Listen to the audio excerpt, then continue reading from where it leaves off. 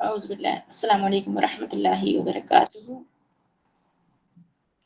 الحمد للہ نستعینہ ونستغفرہ ونعوذ باللہ من شرور انفسنا فسیئات اعمالنا من يهده الله فلا مضل له ومن يضلل فلا هادي له واشهد ان لا اله الا الله واشهد ان محمدا عبده ورسوله اللهم اني اسالك بان لك الحمد لا اله الا انت المنان بديع السماوات والارض يا ذا الجلال والاكرام يا حي يا قيوم رب ادخلني مدخل صدق واخرجني مخرج صدق واجعل لي من لدنك سلطانا نصيرا اللهم الهمني رشدي واعذني من شر نفسي رب اشرح لي صدري ويسر لي امري واحلل عقدة من لساني يفقهوا قولي اعوذ باللہ من الشیطان الرجیم بسم اللہ الرحمن الرحیم نبی کریم صلی اللہ علیہ وآلہ وسلم بطور ماہر نفسیات کتاب کے اس سفر کے تیسرے پڑاؤ پہ ہم موجود ہیں، تیسرا چیپٹر احساس کمتری۔ اس سے پہلے ہم نے گلٹ کو سمجھا، خوف کو سمجھا اور دیکھا ان کی مختلف صورتیں اور اسلام کی روشنی میں ان کے حل کہ کیسے ہم اپنے اس طریقے کی کمپلیکسز پہ قابو پا سکتے ہیں۔ آج چلتے ہیں انفیریورٹی کمپلیکس کی طرف، احساس کمتری۔ احساس کمتری جو آج اس دور کا بہت بڑا مسئلہ ہے، ہمارے بچوں کا بہت بڑا مسئلہ ہے۔ آج یہ احساس کمتری ہمارے معاشرے میں بہت بگاڑ پیدا کر رہا ہے، پھر چاہے وہ ایک عورت ہو، وہ بچہ ہو، کیونکہ ہم نے کمپیرزن کی عادت کو اپنا لیا ہے۔ اپنے حاصل پہ اکتفا کرنا، شکر ادا کرنا ہم بھول جاتے ہیں، اور یہ کمپیرزن کی عادت کب ہمیں احساس کمتری کا شکار کر دیتی ہے اور پھر اس احساس کمتری سے ہوتے ہوئے ہم کہاں تک پہنچ جاتے ہیں۔ آئیں دیکھتے ہیں یہ کتاب ہمیں کیا بتاتی ہے احساس کمتری کے بارے میں۔ یہ شروع کرنے سے پہلے قرآن پاک کی ایک بہت خوبصورت آیت جو مجھے لگتا ہے کہ اس کمپلیکس کا علاج ہے، اس سے شروع کرنا چاہوں گی۔ سورۃ تغابن آیت نمبر 3، خدا نے تمہاری صورتیں تخلیق کی بہترین شاہکار کے طور پہ، بہترین شاہکار کے طور بنائی ہیں اور تم نے آخر اسی کی طرف لوٹ کے جانا ہے۔ وہ المصور ہے، وصورکم فاحسن، وہ المصور ہے، بہترین تخلیق کرنے والا۔ اس نے مجھے، میری زندگی کو، میری شکل و صورت کو، میری تقدیر کو، ہر چیز کو بہترین انداز میں تخلیق کیا ہے۔ چلتے ہیں انفیریورٹی کمپلیکس، احساس کمتری۔ کچھ لوگ اپنے آپ کو دوسروں سے کمتر سمجھتے ہیں۔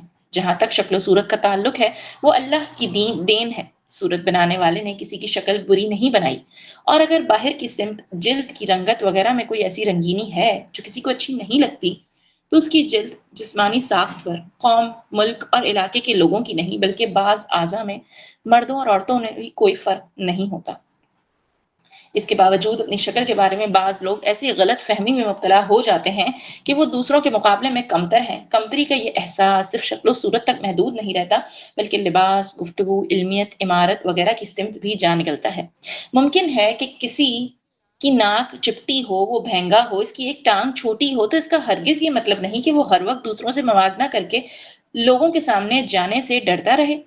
مشہور انگریز شاعر لارڈ بائرن لنگڑا تھا، مگر اس نے اپنی علمیت اور شاعری سے لوگوں کو ایسا گرویدہ بنایا کہ اس زمانے کی انگریز عورتیں لنگڑا کر چلنے پہ فخر محسوس کرتی تھیں۔ مشہور موجد ایڈیسن بہرا تھا۔ مصر کے مشہور عالم، مصنف اور وزیر سید طٰہٰ حسین نابینا تھے، مگر ان کی بیوی پیرس کی حسین ترین عورت تھی۔ قدرت اگر کسی میں کوئی کمی پیدا کرتی ہے تو دوسری صورتوں میں اس کی تلافی بھی کر دیتی ہے۔ جیسے کہ اندھوں کی سماعت اور حافظت دوسروں سے بہتر ہوتا ہے، بدصورت عورتیں زیادہ وفادار اور خدمت گزار ہوتی ہیں۔ بعض اوقات کمتری کا احساس ہونے پر انسان میں جدوجہد کا شوق پیدا کرتا ہے، جیسے کہ مصر کے دیہات کا ایک غریب نابینا لڑکا بھیک مانگنے کے سوا کچھ نہیں کر سکتا تھا، مگر اس نے چیلنج قبول کر کے اپنی معذوری کو تعلیم کے زیور سے آراستہ کر کے اپنے کو مصر کا وزیر تعلیم بنا لیا۔ برطانوی ہواباز ولیم بیڈر کی دونوں ٹانگیں حادثے میں کٹ گئیں۔ فضائیہ سے فارغ کر دیا گیا، مگر اس نے اپنی مصنوعی ٹانگوں کی مدد سے دوسری جنگ عظیم کے بہترین لڑاکا پائلٹ کا اعزاز حاصل کیا۔ ولیم بیڈر نے اتنی شہرت پائی کہ ہالی ووڈ والوں نے اس کی زندگی پر اس کی زندگی ہی میں فلم بنائی۔ ہیلن کیلر اگر اندھی ہے تو اس نے دنیا بھر میں لیکچر کیا اور اندھوں کی عالمی بہتری میں شاندار خدمات انجام دی۔ کراچی کی نابینا ڈاکٹر فاطمہ دنیا گھوم آئی ہیں اور ان کو ہر جگہ عزت و احترام سے نوازا گیا ہے۔ ان لوگوں نے اپنی معذوریوں کو احساس کمتری کا باعث بننے نہ دیا، بلکہ یہ کمزوریاں اور معذوریاں ان کی ترقی کے لیے مہمیز کا کام دیتی نہیں، ان کی موٹیویشن بنتی نہیں، ان کی طاقت بنتی نہیں۔ یہاں رک کے سوچیں کہ ہماری ایسی کون سی کمزوری ہے جو ہمیں آگے نہیں بڑھنے دے رہی، جو ہمیں اس معاشرے کا ایک مفید حصہ بننے سے روک رہی ہے۔ وہ کون سی کمزوری ہے جو ہماری نظر میں محرومی ہے؟ کیا وہ کمزوری میری طاقت نہیں بن سکتی؟ کیا ایسے اور لوگ نہیں ہیں جنہوں نے اس کمزوری کو اپنا ہتھیار بنایا، اپنی طاقت بنائی اور فتح حاصل کی؟ اپنی کمزوریوں کو ذہن میں لائیں۔ آج جب ہم اس ٹاپک کو پڑھیں گے تو ہمیں ہر کسی کے اندر کوئی نہ کوئی کمپلیکسز ہوتے ہیں، کوئی جانتا ہے کوئی نہیں جانتا۔ ہمیں اپنے ان کمپلیکسز سے لڑنا ہے۔ یہ کتاب پڑھنے کا مقصد صرف کتاب پڑھ کے گزر جانا نہیں ہے، یہ کتاب پڑھنے کا مقصد اپنے کمپلیکسز سے لڑنا اور انہیں ختم کرنا ہے، ان پہ سبقت لے جانا ہے، خود کو اس معاشرے کا، دین اسلام کا ایک مفید حصہ بنانا ہے۔ وہ چیزیں، وہ کمزوریاں جو ہمیں اس احساس کمتری میں مبتلا کرتی ہیں، انہیں خود سے نکالنا ہے، ان کمپلیکسز کو ہی اپنی طاقت بنا کے آگے بڑھنا ہے۔ آگے چلتے ہیں۔ تندیے باد مخالف سے نہ گھبرا اے عقاب، یہ تو چلتی ہے تجھے اونچا اڑانے کے لیے۔ جن لوگوں نے یہ اسلوب اپنایا وہ آگے بڑھ گئے، ورنہ اگر کسی کو ناک چپٹی ہے یا آنکھیں چھوٹی ہیں یا چہرے پہ تل ہیں تو اس سے دوسروں کو کیا؟ اگر کوئی شخص ان مجبوریوں کو سامنے رکھ کر محفلوں سے کنی کترانا شروع کر دے تو کمتری کا احساس کمپلیکس بن جائے گا، وہ ذہن میں گھر کر کے زندگی کو اجیرن بنا دے گا۔ معاشرے کو اپنی کمزوری دکھانے والے ہم خود ہوتے ہیں۔ اگر ہم اپنی اسی کمزوری کو طاقت بنا لیں تو دنیا میں کسی کی طاقت نہیں۔ جب وہ ہماری طاقت ہے تو کوئی کیوں ہماری کمزوری کو پوائنٹ آؤٹ کرے گا؟ لیکن ہم اپنی کمزوریوں کا پردہ فاش خود کرتے ہیں، ہم ان کو محرومیاں بناتے ہیں، ہم ان کو وجہ بناتے ہیں آگے نہ بڑھنے کی، ہم ان کو وجہ بناتے ہیں پیچھے رہ جانے کی۔ قصوروار ہم ہیں اور اس کا علاج بھی ہم خود ہی کر سکتے ہیں۔ خود ساختہ محرومیوں سے نکل کے معاشرے کا ایک مفید انسان بننے کی کوشش کرنی ہے، ایک مفید عورت بننا ہے، ایک بہترین عورت، ایک رول ماڈل، اپنے بچوں کے لیے رول ماڈل بننا ہے، کیونکہ بچے اپنی ماں سے سب سے زیادہ قریب ہوتے ہیں۔ ہمارے گھر میں جو افراد ہیں، جو بھی بچے ہیں، ہمیں ان کے لیے رول ماڈل بننا ہے۔ سوچیں ہماری زندگی کا رول ماڈل کون تھا؟ کوئی پرنسپل، کوئی ٹیچر، یا خاندان کی کوئی ایسی عورت جو بہت مضبوط ہوا کرتی تھی، یا ارد گرد یا محلے کی کوئی ایسی عورت یا کوئی مرد جو اپنی کمزوریوں سے لڑا اور فتح یاب ہوا۔ کون ہے ہمارا آئیڈیل؟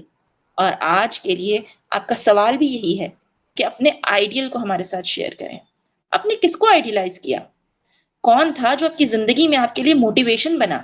کون تھا وہ شخص جس کا ایک جملہ آپ کو چلنے پر اور منزل کو پانے کی جستجو پر مجبور کر گیا؟ آگے چلتے ہیں۔ احساس کمتری نفسیات میں سب سے پہلا تذکرہ ایڈلر نے کیا، اور اس نے اپنی کتاب انڈیویجول سائیکولوجی میں اسے ایسی صورت میں بیان کیا کہ اس کے رفیق اور مرشد فرائڈ کو پسند نہ آیا۔ ایڈلر کا خیال ہے کہ کمتری کا احساس بچپن میں پیدا ہوتا ہے۔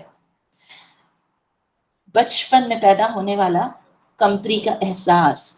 ان پوائنٹس کو جن کو میں ہائی لائٹ کرتی ہوں، کوشش کیا کریں کہ اپنے پاس لکھیں اور پھر ان پہ تھوڑی بہت ریسرچ کریں یا ایٹ لیسٹ اس پہ غور و فکر کریں۔ انڈیویجول سائیکالوجی، میں نے پہلا سوال چھوڑا، ہمارا آئیڈیل کون تھا؟ ہماری کمپلیکسز کیا ہیں؟ اور تیسرا سوال کہ آخر یہ کمپلیکسز بچپن میں پیدا کرنے والے کیا ذرائع ہیں؟ ماں باپ، عزیز و اقارب، کمپیریزن کرنے والی مینٹیلٹی، یا کس طرح کی پیرنٹنگ انسان کو بچپن سے ہی احساس کمتری کا شکار بنا سکتی ہیں؟ ان انم جی سوالات ریپیٹ کیجیے گا پلیز سیکنڈ سے. پہلا، آپ کے کمپلیکس، ہم نے اپنے کمپلیکسز کو ڈھونڈنا ہے. ہمارے کمپلیکسز کیا ہیں؟ ہم نے اپنی فالٹس کو دیکھنا ہے، اپنی کمزوریوں کو جانچنا ہے. دوسرا، ہمارا آئیڈیل کون ہے؟ ہم کس کو آئیڈیلائز کرتے ہیں؟ لائک زندگی میں کس کے الفاظ یا کس کی زندگی نے ہمیں موٹیویٹ کیا؟ کوئی پرنسپل، کوئی ٹیچر، کوئی محلے کا شخص، کوئی بھی ہو سکتا ہے، یا آپ کے خود کے پیرنٹس، کوئی بھی ہو سکتا ہے. اور میں چاہوں گی کہ جس کو ہم نے آئیڈیلائز کیا اس کو کل کے سیشن میں آپ ضرور شیئر کریں کہ آخر وہ شخص کون تھا. کبھی کوئی ایک جملہ بھی ہوتا ہے نا، وہ ہمارے لیے ایک مشعل راہ بن جاتا ہے. اس کے علاوہ تیسرا سوال کہ آخر بچپن سے ہی بچہ احساس کمتری کا شکار ہوتا ہے تو وجہ کیا بن سکتی ہے؟ بچہ تو نازک ہوتا ہے، معصوم ہوتا ہے.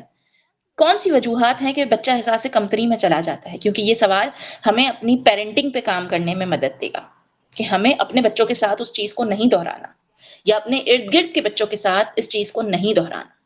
تو وہ ریزنز لکھیں کہ بچہ کن کن وجوہات کی بنا پر احساس کمتری کے شکار ہو سکتا ہے، اور پھر احساس کمتری میں شکار ہونے والے بچے اپنی پوری زندگی کیوں کامیاب نہیں ہو سکتے.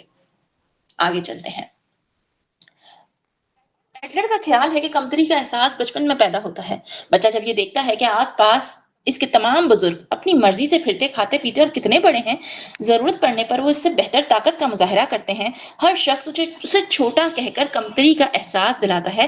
اس کے ساتھ ساتھ اگر کوئی اس کی خوبصورتی کا دوسروں سے موازنہ کرنے کی بیوقوفی کرے، یا اس کو یہ بتانے کی کوشش کی جاتی رہے کہ فلاں کا بچہ اس سے خوبصورت ہے، تو کمتری کا احساس پیدا ہونے لگتا ہے.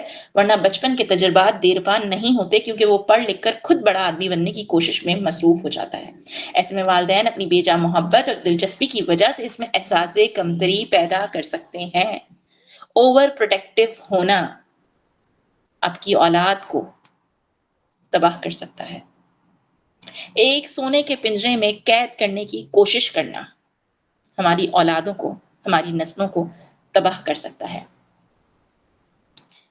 یہاں پہ بھی بات وہی آتی ہے کہ اللہ پہ ہمیں توکل کیوں نہیں ہے، کہ حفاظت کرنے والی ذات صرف اور صرف واحد رب العالمین کی ہے. یہاں پہ صرف بچے کے رنگ کی بات نہیں ہے، ہم بچوں کے گریڈز کو بھی کمپیئر کرتے ہیں، ہم بچوں کے اسکلز کو بھی کمپیئر کرتے ہیں، ہم بچوں کے پڑھنے کی سکت کو بھی کمپیئر کرتے ہیں، ہم آپس میں بھائی بہنوں کو بھی کمپیئر کرتے ہیں، کزنز کو بھی کمپیئر کرتے ہیں، جس کی وجہ سے ہمارے بچے اپنے رشتوں میں بھی وہ مخلصی نہیں دکھا پاتے. ہم ایک بچے کو اتنا زیادہ پرائرٹائز کر لیتے ہیں، یا اس کو اتنا، ایک بچہ جو ہر چیز میں اگر ایک چیز میں بہت اچھا ہے تو ہم نے اس کو ایک مارک سیٹ کر دیا ہوتا ہے کہ دوسرے بچوں نے بھی وہی گول اچیو کرنا ہے. نہیں، ہر بچہ اپنی ایک الگ طاقت رکھتا ہے، اپنا ایک الگ اسکل رکھتا ہے، ہر بچے کی الگ قوت ہے، کوئی الگ اسپیشلٹی ہے. جیسے ہر انسان کی الگ اسپیشلٹی ہے، ضروری نہیں ہے جو میں کر سکتی ہوں میری بہن کر سکے، یا میری بہن جس چیز میں ماہر ہے میں بھی وہی اسی مہارت کے ساتھ کر سکوں. تو کیوں ہم بچوں کو ایک دوسرے کے پیمانے پہ تولتے ہیں؟ ہم بچوں کو ان کی شخصیت میں ہی کیوں نہیں پروان چڑھنے دیتے؟ آگے چلتے ہیں. ایک لڑکا کچھ دبلا پتلا تھا. ایک ڈاکٹر نے اسے معدے کا مریض قرار دیا اور وہ 12 سال پیٹ کی دوائیں کھاتا رہا. اس طویل اور بیکار علاج کے دوران اسے دوسرے بچوں کے ساتھ کھیل کود، دوڑ، کرکٹ وغیرہ پر ہی نہیں بلکہ ڈرل کرنے پر بھی پابندی تھی. نتیجہ یہ ہوا کہ احساس کمتری نے عمر بھر اس کا پیچھا نہ چھوڑا. بچوں کی حد سے زیادہ دلچسپی اور ان کو دوسروں کا دست نگر بنا دیتی ہے. ان کو یقین ہو جاتا ہے کہ ان میں کوئی چیز دوسروں سے کم ہے، اور جب وہ عملی زندگی میں آتے ہیں تو ان کے پاس خود کھڑے ہونے کا حوصلہ نہیں ہوتا. اور آج ہم اپنی جنریشن میں دیکھیں، پھر چاہے وہ مرد ہو یا عورت، ڈیسیجن میکنگ نہیں ہے، نہ ہونے کے برابر ہے. اور پھر ایک پوائنٹ وہ آتا ہے کہ ڈیسیجن میکنگ نہ ہونے کی وجہ سے خاندان تباہ ہو جاتے ہیں. اپنے بچوں کو ہمیں ڈیسیجن میکر بنانا ہے. ہمیں وہ بچہ پروان چڑھانا ہے جو ہمیں دین اسلام سکھاتا ہے، ایک مضبوط بچہ جو مستقبل کا مجاہد ہو.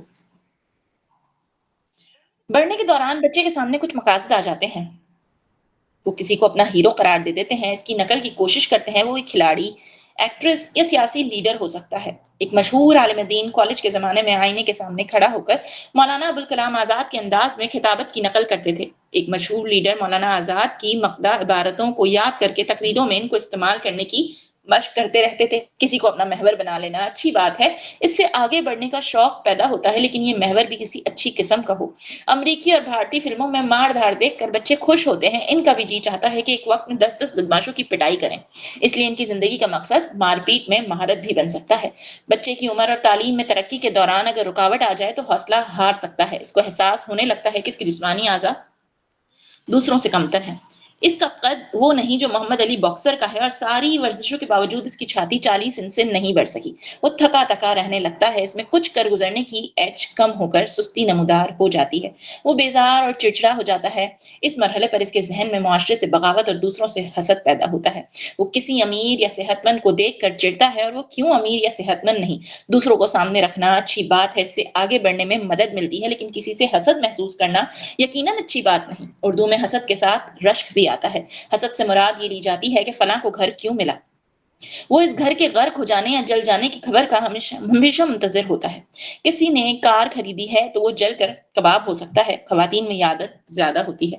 رشک سے مراد دوسروں کی ترقی یا عمارت کا برا لگنا نہیں، بلکہ ایک نیک خواہش ہے، اگر اس نے کار خریدی ہے تو میں بھی خرید سکوں۔ اسلام وہ پہلا دستور حیات ہے جس نے حسد کو مکروہ اور گھٹیا انداز فقر قرار دیا۔ قرآن مجید میں فرمایا سورۃ الفلق کہ میں اللہ کی پناہ مانگتا ہوں حسد کرنے والوں کے حسد سے۔ مراد یہ ہے کہ جب کوئی حسد کرتا ہے تو سب سے پہلے وہ بدنیت اور آپ کا برا چاہنے والا ہوتا ہے، اور اسی برائی میں آگے جا کر کسی نقصان کا باعث بھی ہو سکتا ہے۔ اس کے ایسے حوادث سے بچنے کے لیے اللہ سے پناہ مانگنا ایک اچھی ترکیب ہے۔ حضرت عبداللہ بن مسعود اور عبداللہ بن عمر کی دو مختلف روایات کے مطابق نبی کریم صلی اللہ علیہ وآلہ وسلم نے فرمایا حسد دو صورتوں میں جائز ہے۔ ایک تو وہ کہ اگر کوئی شخص قرآن کا حافظ ہے یا اس کا علم رکھتا اور پھر اس علم کو لوگوں میں عام کرتا ہے تو اس سے حسد کرنا چاہیے، اور دوسرے اس دولت مند سے جو اپنے مال کو خلق خدا کی بہتری کے لیے استعمال کر رہا ہے۔ یعنی کہ حسد صرف دو صورتوں میں جائز ہے۔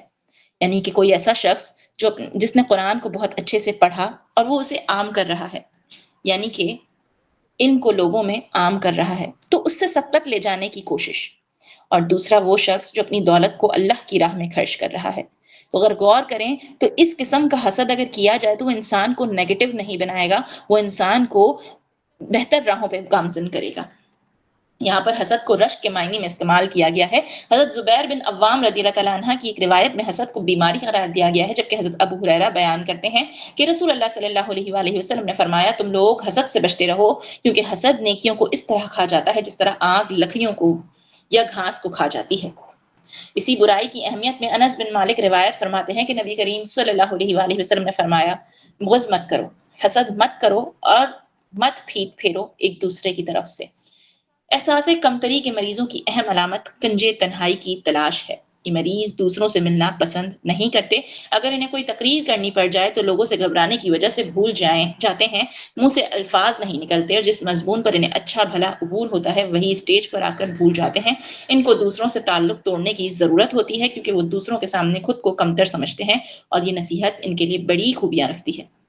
یعنی کہ یہاں پہ ایک انٹروورٹ بھی ہم لے سکتے ہیں۔